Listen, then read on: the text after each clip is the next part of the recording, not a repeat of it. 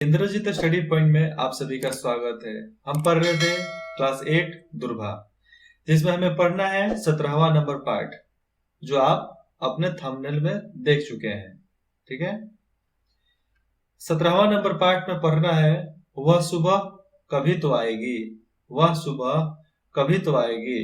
कोई लड़की नहीं आएगी, वह सुबह कभी तो आएगी, मतलब एक ऐसा सुबह जो बहुत दिनों से हमने नहीं देखा। ठीक है, चलिए बिना समय गवाए पाठ को शुरू करते हैं। और कीवर्ड कोड को स्कैन करना, इस कीवर्ड कोड को स्कैन करोगे तो ऑडियो रूप में आपको मिलेगा। और बुक कहां से मिलेगा, ये डिस्क्रिप्शन में लिंक दिया गया है। वह सुबह कभी तो आएगी, लड़की भी हो सकती है आने वाली। मैं बहुत छोटी थी जब गैस रिसी थी। ठीक है, मेरी अम्मी बताती है कि वह मुझे जकड़ कर, मतलब अपने हाथों में जकड़ कर जहांगीराबाद भागी थी। मेरी याददाश्त में मैंने अपना पहला कदम बीमारी में ही बढ़ाया था, और मैं जब बीमार थी तभी अपना पहला कदम बढ़ाया था, और अब भी मैं उससे बच नहीं पाई हूँ। बीच में कुछ समय तक कुछ राहत थी, पर अब फिर सब कुछ वापस आ गया है। मेरा गला और आंखें सूज जाती हैं। ओ, गला और आंखें सूज जाती हैं, तो ये बीमारी की है, गैस रेसी, ये एक बीमारी है। ठीक है, मेरा चेहरा सूजन की वजह से बड़ा रहता है। गले से अंदर ही अंदर खून बहता है। मेरी सांसें बुरी तरह से फूलने लगती है, सांस लेने में दिक्कत, और मैं हमेशा खो देती हूँ। क्या? याददाश्त हमेशा खो देती हूँ। मेरे पूरे बदन पर लाल लाल धब्बे हैं। शुरू में ये धब्बे 1 रुपए के सिक्के जितने बड़े थे, पर अब तो ये छोटे हो गए हैं। मेरी दाहिनी पांव के कारण, मेरे दाहिने पांव के कारण, दाहिने मतलब राइट, दाहिने पांव के कारण मुझे चलने में दिक्कत होती थी। और मेरे पैर देखो, ये छाले पड़े हुए हैं। अब कहाँ छाले पड़े हुए नीचे मालूम चलेगा चित्र में जब देखेंगे तो। कितना कुछ हुआ, कितना कुछ हुआ।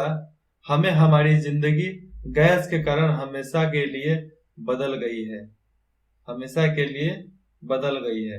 देखो ये किस तरह एक ऐसा हवा निकला, एक ऐसा गैस फैला इन्वायरमेंट में, प्रकृति में, जिसके वजह से बहुत लोग बीमार पड़ने लगे, भागने लगे, मरने लगे। मेरे अब्बू इस दुर्घटना के कारण खत्म हो गए, मतलब लग रहा है घर के गैस फटे हैं, इसलिए दुर्घटना में खत्म, मर गए वो, और मुझे बचा लिया गया हॉस्पिटल में ले जाकर। जब हम बहुत छोटे थे, मेरी माँ की मानसिक हालत बिगड़ गई। वह दरवाजे पर बैठकर अब्बू का इंतजार करती रहती थी।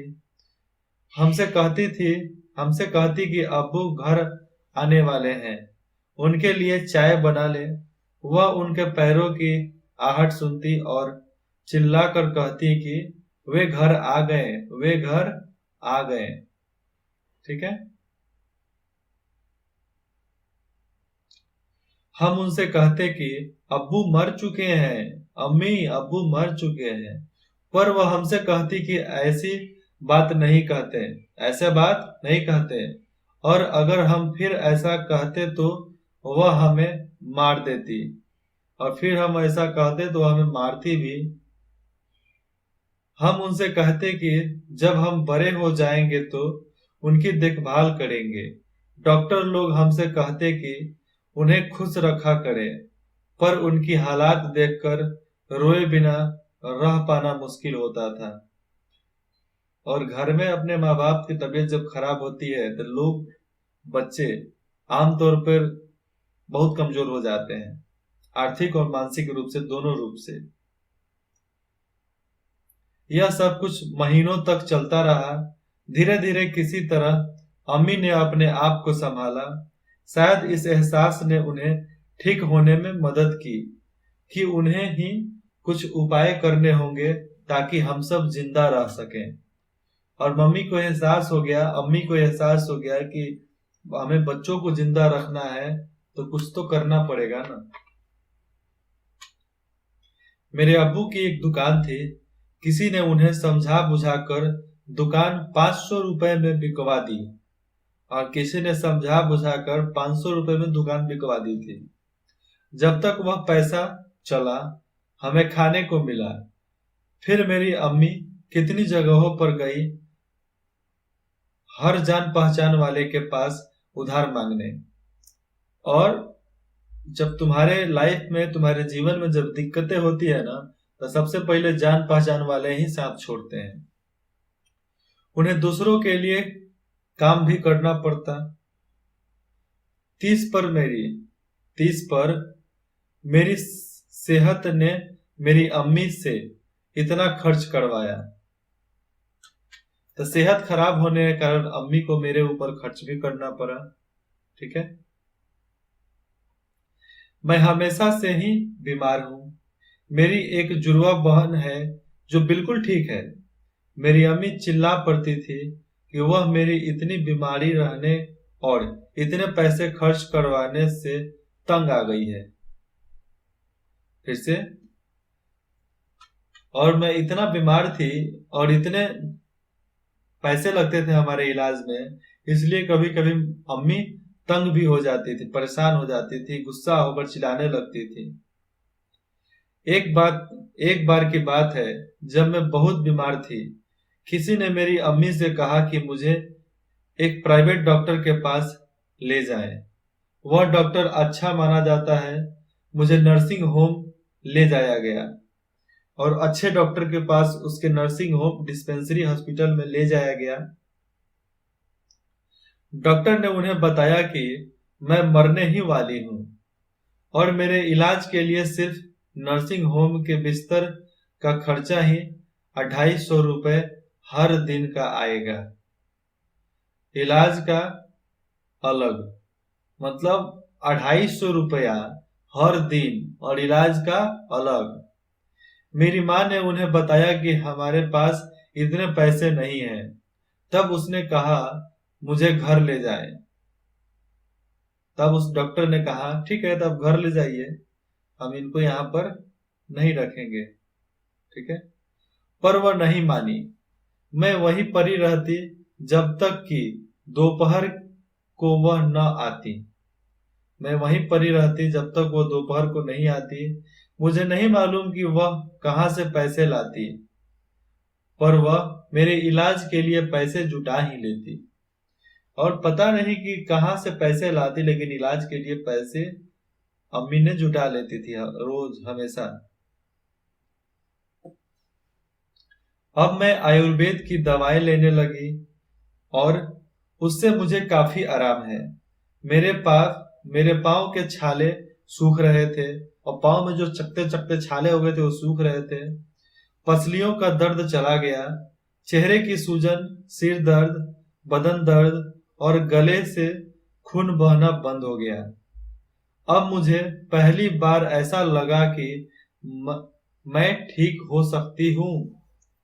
मैं यह जानती हूँ कि अभी हमें बहुत दूर जाना है। मैं इतनी खुश रहती हूँ। मैं तो अब जीना चाहती हूँ। मैं तो अब जीना चाहती हूँ। और ये लिखने वाले हैं, हम लोग क्या पढ़ रहे थे, वह सुबह कभी तो आएगी, वह सुबह कभी तो आएगी। इसको बोलते हैं, ये है अतिरिक्त निबंध है। ये क्या है? निबंध है, जिसको लिखने वाले हैं सलमा। जिसकी तबीयत खराब थी वही इसको लिख रही थी, सलमा। तो ये हमारा अभ्यास शब्दार्थ को याद कर लेना। उसके बाद है पाठ से प्रश्नों उत्तर, दुर्घटना से प्रश्नों उत्तर, देखभाल। इसके भी उत्तर आपको अपने शिक्षक के अनुसार बनाने हैं। निबंध या स्मरण, निबंध और अपने याद शक्ति के बारे में बताना है। प्रश्नों इसको पढ़कर इसका जवाब देना है, ठीक है।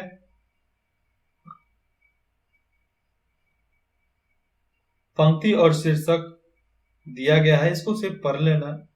भेंट मुलाकात, इसको पढ़कर इसके प्रश्न उत्तर बनाने हैं। अगर शिक्षक बोले, आपके टीचर बोले तो, क्लास टीचर बोले तो, ठीक है। शब्द प्रयोग का भी इस्तेमाल करके, और जिस तरह इसमें लिखा गया है उसके अनुसार आपको बनाने हैं, अपने शिक्षक के अनुसार, स्कूल में जैसे आपको पढ़ाया जाए। और स्कूल में नहीं पढ़ रहे हो तो कोई बात नहीं, ये अपने पेरेंट्स से पूछ कर बनाओ। लेकिन मैं पाठ्य को इस तरह समझा दिया हूं कि इसको बनाने के लिए सोचना नहीं पड़ेगा। तो फिर मिलते हैं अगले पार्ट में एक नए जोश, नए उमंग के साथ। तब तक इंद्रजीत में बने रहो। इंद्रजीत स्टडी पॉइंट में जुड़ने के लिए आप सभी को धन्यवाद।